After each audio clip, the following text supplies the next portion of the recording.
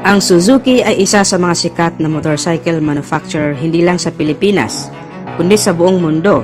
Patuloy itong naglalabas ng mga dekalidad na motorsiklo at nakikipagsabayan sa ibang kilalang motorcycle manufacturer. Pagdating sa scooter category ay hindi rin nagpapahuli ang Suzuki. Inilabas nito ang kanilang pangbatong scooter sa 125cc category last quarter ng taong 2020. Ito ay ang Suzuki Boardman Street 125. Ito ay nagustuhan at hinangaan ng mga tao dahil sa napaka-elegante nitong tingnan.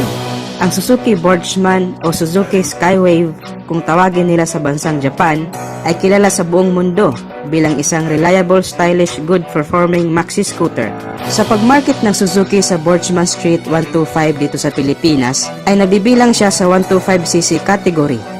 At tila baga ito ang paunang patikim ng Suzuki sa mga scooter lineup nila dito sa Pilipinas. Dahil nito lang nakaraang buwan ay may bagong pinakilala ang Suzuki sa China.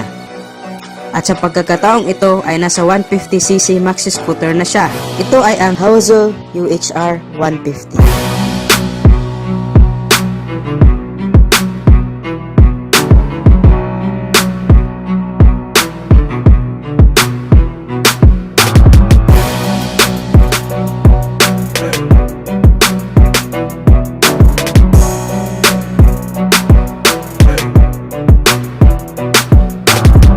Talakayin natin kung anong meron sa bagong scooter na to. Ito na kaya ang magiging Suzuki Boardman Street 150? Bago ang lahat, ay baka pwede namang makahingi ng likes.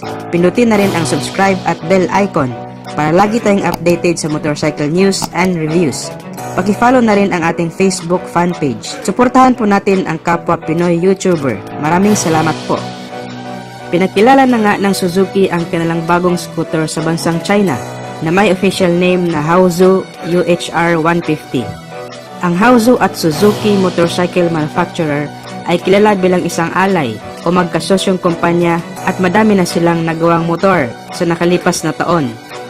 Sa unang labas ng unit ay branded pa ito bilang Haozu, kagaya halimbawa ng Haozu NK 150 na naging Suzuki DR 150 at sa iba pa nilang unit. Lahat ng motorcycle expert, media at analyst ay sumasang-ayon na ito na ang magiging Boardman Street 150. Lalo pat ang Suzuki ngayon ay wala pang ganitong klase ng scooter na napaka-elegante ang dating at may engine specs na mas mataas kumpara sa Boardman 125, di gaya ng Honda na may PCX 160 at Yamaha na may NMAX 155 na siyang kilala bilang magkatunggali na scooter. So ibig sabihin ay ito na ang pangtapat ng Suzuki sa PCX ni Honda at sa NMAX ni Yamaha. Sa looks ng bagong scooter na to ay medyo resemble siya sa PCX ng Honda at ang kulay niya na metallic gray ay napaka-attractive tingnan. Overall sa body design at sa kulay, masasabi mong napaka-elegante at yayamanin ang scooter na to. Sa engine naman ay meron siyang 150cc engine displacement, liquid-cooled, 4-stroke, 4-valve, single-cylinder engine. Ang kanyang maximum power ay pumapalo sa 10.6 kW o 14.4 horsepower at 8,000 RPM. At ang kanyang maximum torque ay 14.4 Nm of peak torque at 6,500 RPM. Given na 150cc pa lang ang scooter na to, so expected na natin na medyo mababa talaga ang engine specs ng motor na to kung ikukumpara natin sa NMAX 155 at PCX 160. But still, malaking upgradation na rin ito from Boardman Street 125. And we also hope na hindi overpriced ang bagong scooter na to. Well, kilala naman natin ang Suzuki na patas magbigay ng official price.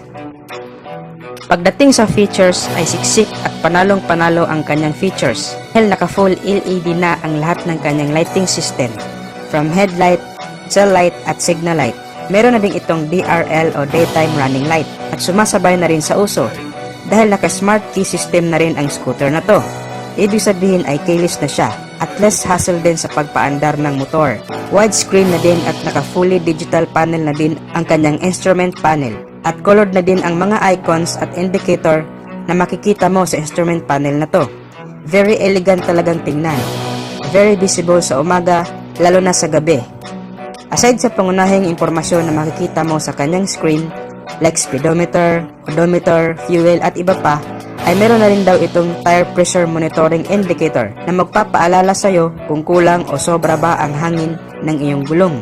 Meron na ang ganitong feature sa iilang scooter na bagong labas ngayon like Dayang ADV 150. At kagaya sa Honda at Yamaha, meron na din itong feature na idling stop. Yung feature na kusang namamatay ang makina ilang segundo lang habang nakahinto ang motor at kusa na din itong aandar kapag ipihit na ang silinyador. Ang ganitong klase ng feature ay makakatipid sa pagkonsumo ng gasolina. Ang sukat naman ng kanyang gulong sa harap ay 110 by 80 at sa likod naman ay 130 by 70 at parehong size 14 ang sukat ng kanyang mags. Tubeless na rin pareho. Naka-hydraulic single disc brake naman ang kanyang preno sa harap at likod na may ABS o anti-lock braking system. Good news po ito dahil wala ka nang masyadong pangamba lalo na sa madudulas na kalsada. Piniprevent kasi nito ang pagkalak ng brake pagka may bigla ang pagpreno na magresulta sana sa pagkakadisgrasya. For safety features ito sa mga riders. Suspension niya sa harap ay naka-telescopic fork at naka-unit swing type naman sa likod. Ang bigat naman ng motor na to ay 140 kilograms. Actually, mas mabigat pa siya compare sa NMAX at PCX. Ibig sabihin ay mas stable siya sa kalsada. Set height naman ay 760 mm. Mas mababa siya ng kaunti kay PCX at NMAX. Ground clearance ay 120 mm. Ang fuel tank capacity naman niya ay 8 liters. Medyo malayo-layo na rin ang mararating. Kapareho sila ng fuel tank capacity ni PCX 160. Pagdating naman sa kanyang price, ay nagkakahalaga ito ng 20,000 Chinese yuan money. At kung i-convert natin ito sa Philippine peso, ay nagkakahalaga ito ng 157,500 pesos. So ibig sabihin ay mas mahal pa siya kung i-compare natin sa PCX at NMAX. Pero hindi naman ibig sabihin na kung magkano ang exact price nito sa Chinese money, ay ganun na din ang price niya kung i-convert natin sa Philippine peso. Kagaya halimbawa ng Kiamco KRV 180, ang price niya sa Taiwanese money ay 120,000. Kung i-convert natin yan sa Philippine peso, ay nasa 218,000 pesos. Pero nung nilabas niya siya sa Pilipinas, ang official price na in-announce ng Kiamco Philippines ay nasa 189,900 pesos na lang.